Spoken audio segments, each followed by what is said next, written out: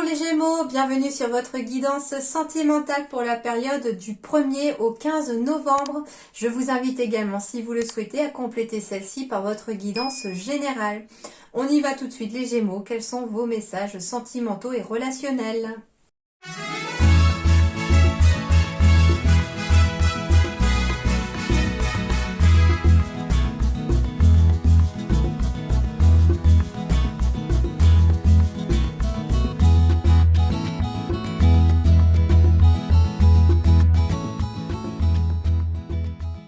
Alors, le Gémeaux, il y a déjà un premier message qui est venu pour vous pendant que je battais les cartes. Il s'est affiché 13h31, c'est une heure miroir inversée.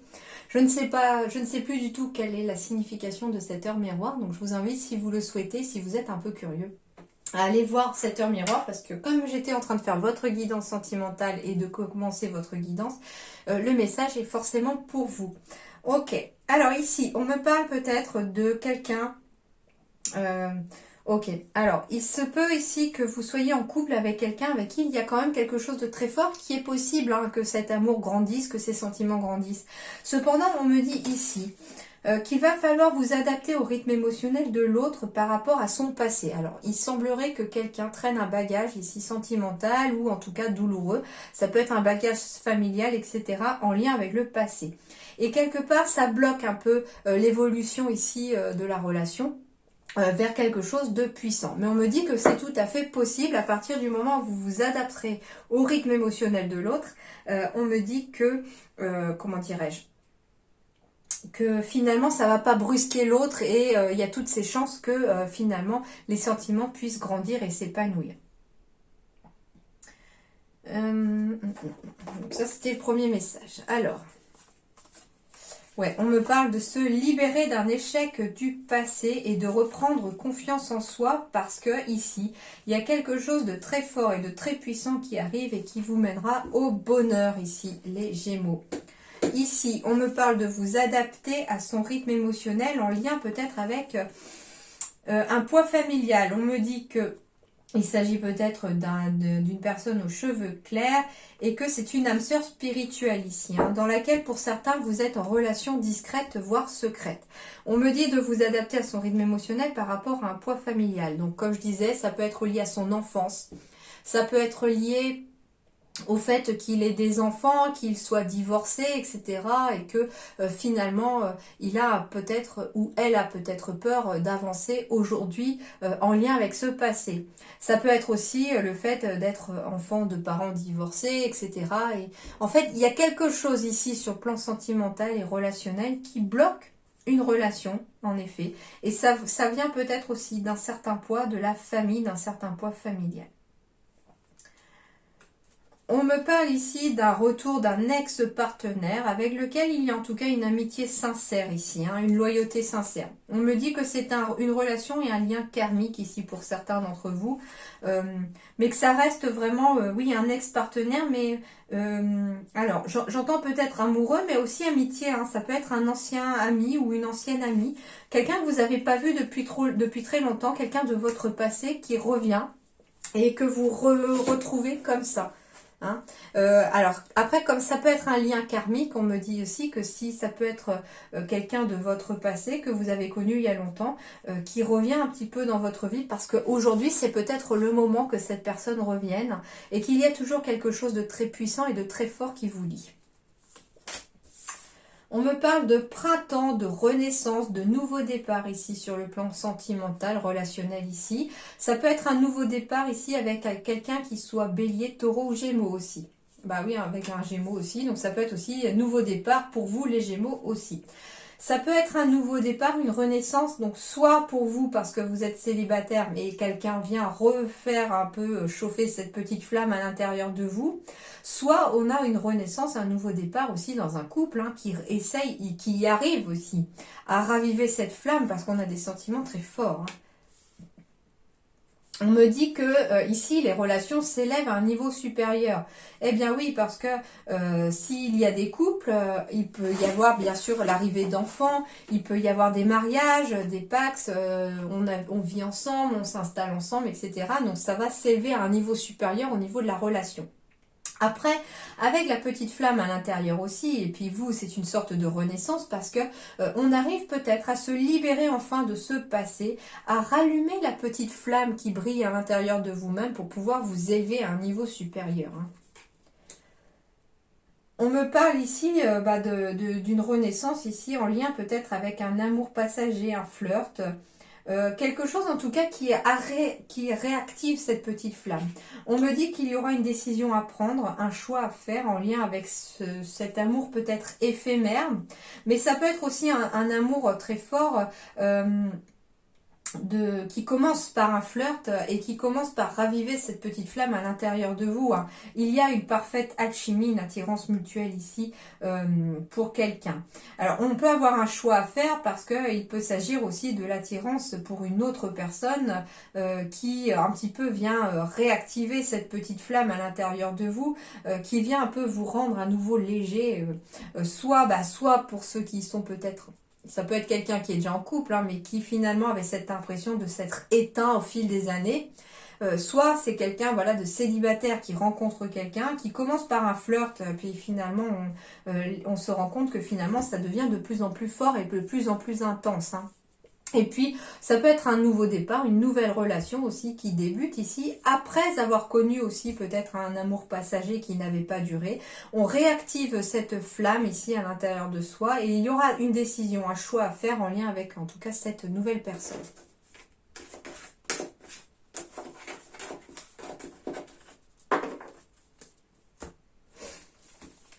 Alors, on me parle d'une rencontre par le travail pour certains Gémeaux ici. Alors, ça peut être lors d'un déplacement pour le travail, ça peut être aussi une rencontre par le travail avec une personne qui n'est pas dans la même région que vous, qui n'est pas dans la même ville que vous. Vous avez peut-être, je sais pas, ça peut être quelqu'un qui fait beaucoup de déplacements pour son travail et qui rencontre par le biais de son travail une autre personne, mais ailleurs qu'à côté de chez soi. On me parle en tout cas qu'il y aura des sentiments très fusionnels ici pour cette nouvelle personne. On me dit que vous recevez des signes ici en lien avec la personne. Ça peut être quelqu'un déjà de votre travail que vous connaissez déjà et vous recevez des signes en lien avec cette personne. On me parle d'une autre personne qui perturbe la relation, soit parce que vous êtes déjà un petit peu en couple et que finalement ça vous tombe dessus et vous n'aviez pas prévu ça.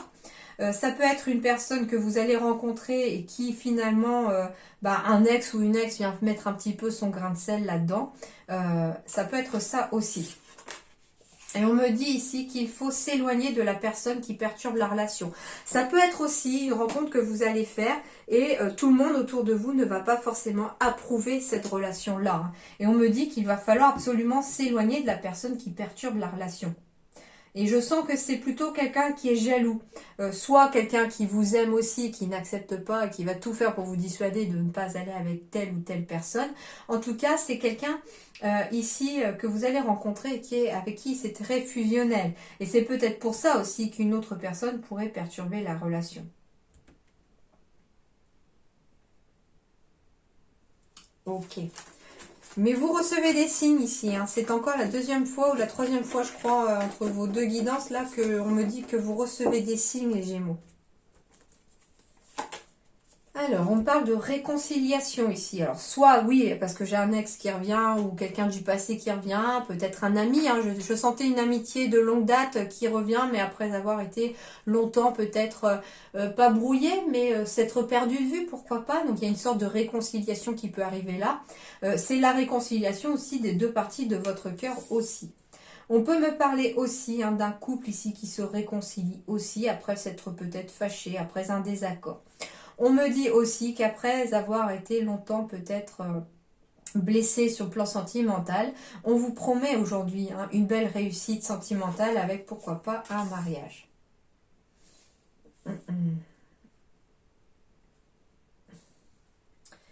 Il se peut ici que pour certains Gémeaux, on me parle d'un mariage qui s'arrête parce que finalement on se réconcilie avec quelqu'un d'autre. Je sens que ça peut être... comment je peux expliquer par des mots? Je vais voir. Alors, ça peut être un couple qui qui est ensemble depuis très longtemps ici. Et on me dit qu'il faut arrêter peut-être d'être un peu trop rigide ou un peu trop carré sur certaines choses. Hein. On peut être en désaccord et du coup c'est à cause d'un manque de souplesse ici. On vous dit que si vous voulez que vos projets aboutissent, que ce mariage dure dans le temps aussi, on vous dit qu'il va falloir faire preuve peut-être de souplesse ici pour certains Gémeaux dans votre couple.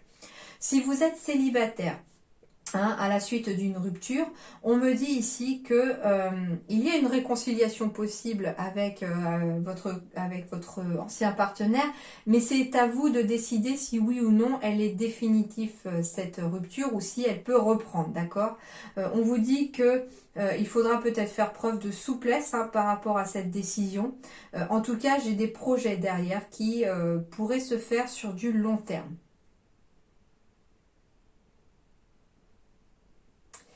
J'ai aussi des demandes en mariage, des pax, des vies en commun qui arrivent ici après avoir été capable de réconcilier son petit cœur ici à la suite d'une histoire qui s'était arrêtée.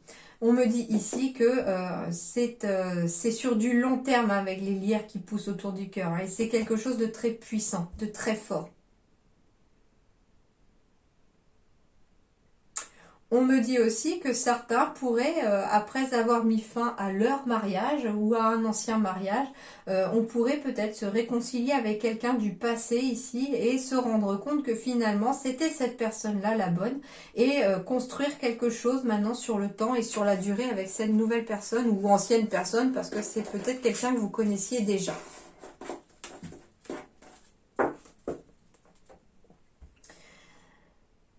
On me dit aussi que pour certains, avec le 3 d'eau 2 d'aigle là, qu'il y a une alchimie, une attirance mutuelle avec quelqu'un, que vous recevez des signes par rapport à cette personne et que c'est quelqu'un de fidèle. Donc si vous vous posiez des questions, voici la réponse. Hein. Alors les conseils. Eh bien, séparation. On me dit qu'un certain temps loin de votre partenaire se profile à l'horizon. Et comme c'est une carte conseil, je pense qu'il y aura des prises de conscience pour certaines personnes qui vont se retrouver séparées temporairement de leur partenaire. Et que c'est là qu'il va y avoir des prises de conscience de soit finalement on est fait l'un pour l'autre, soit au contraire...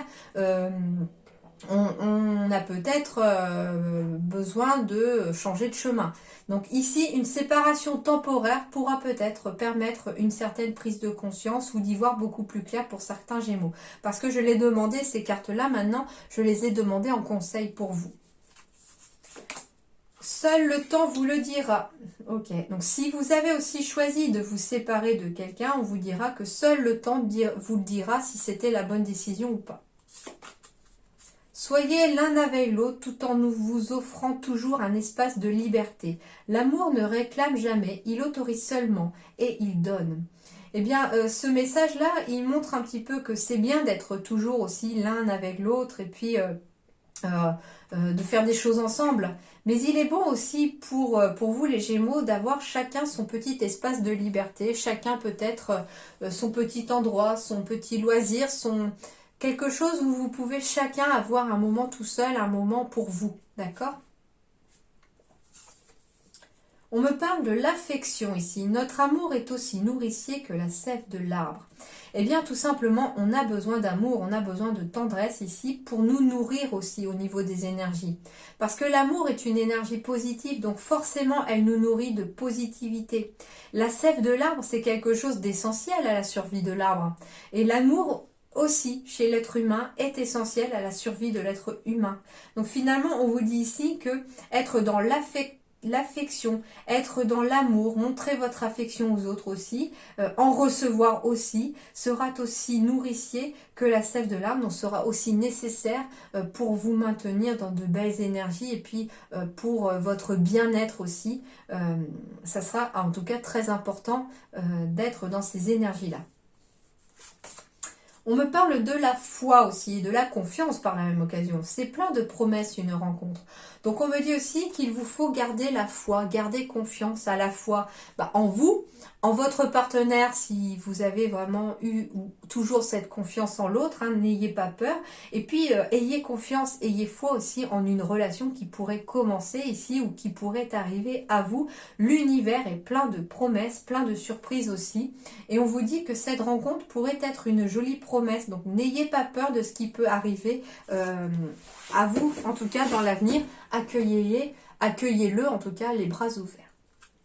On me dit ici qu'il va vous falloir peut-être vous purifier, c'est-à-dire aussi peut-être purifier des énergies qui sont en lien peut-être avec une séparation passée. En tout cas, vous avez besoin de faire le vide, de vous purifier peut-être de ruptures passées, d'histoires négatives, de personnes négatives, pourquoi pas. Vous devez en tout cas libérer le négatif ici.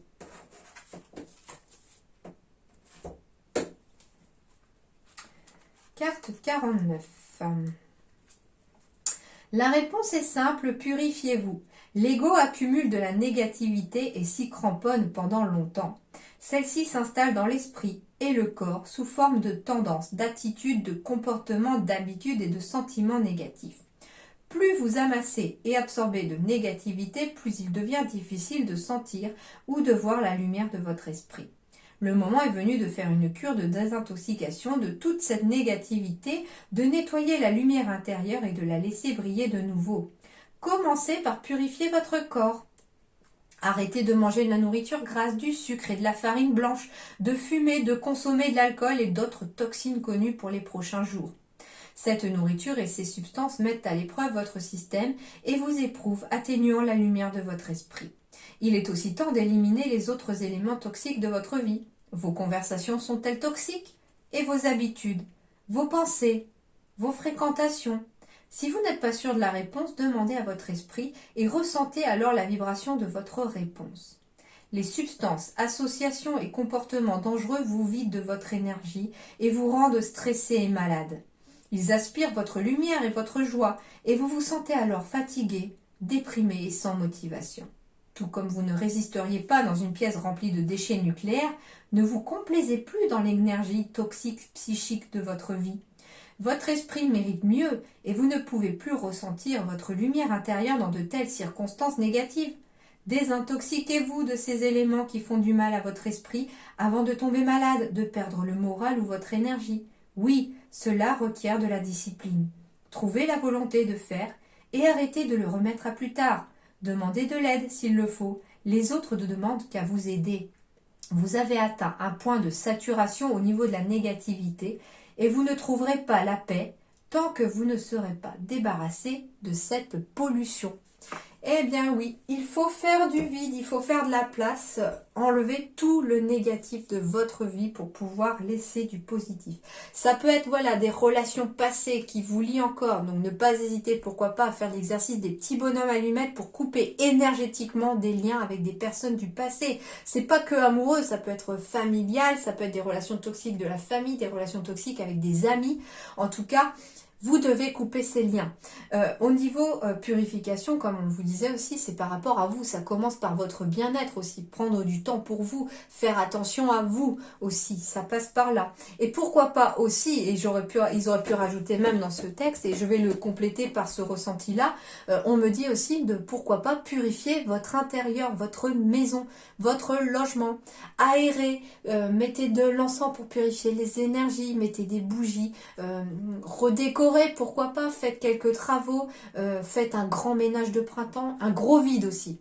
L'énergie, elle recircule quand on fait un gros vide, un gros tri, des fois dans son chez-soi. C'est pour ça que souvent on appelle ça le ménage de printemps, parce que c'est une renaissance le printemps, ça amène du renouveau. Mais je trouve que pour faire un gros vide chez soi et faire un gros ménage des fois chez soi, de purification aussi par le vide, des fois ça peut passer par n'importe quelle saison, hein. D'accord? Donc voilà, purifiez-vous, purifiez vos énergies, purifiez votre entourage et votre intérieur. Ce sera bénéfique pour vos énergies futures et ça apportera beaucoup plus de positif puisqu'il aura désormais de la place pour s'y installer. D'accord? Et enfin, on me parle, le pont du futur. Waouh! Envisagez le meilleur. Imprégnez-vous de cette idée avec ardeur, elle aura tendance à devenir réalité. Alors ici, on vous dit qu'il faut toujours envisager le meilleur et jamais le pire. Donc restez aussi sur une pensée positive de votre avenir ici. Et en même temps, ici, il y a un escalier. Et l'escalier, c'est une marche l'une après l'autre. Donc ça veut dire que vous devez envisager le meilleur aussi. Et puis, ne pas baisser les bras, qu'il faudra franchir les étapes une par une. Et que chaque étape, vous devez l'envisager comme quelque chose de positif et de meilleur pour vous. En vous disant, eh bien, au lieu d'envisager le pire, envisagez la possibilité que tout se passe bien, d'accord?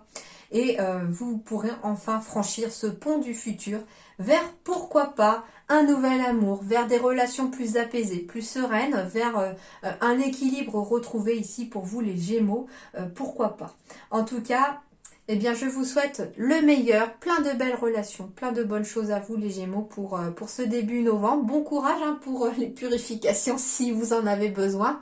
N'hésitez pas à le faire. En tout cas, ça vous apportera vraiment beaucoup de bien et beaucoup de bien-être, beaucoup de belles énergies en tout cas positives.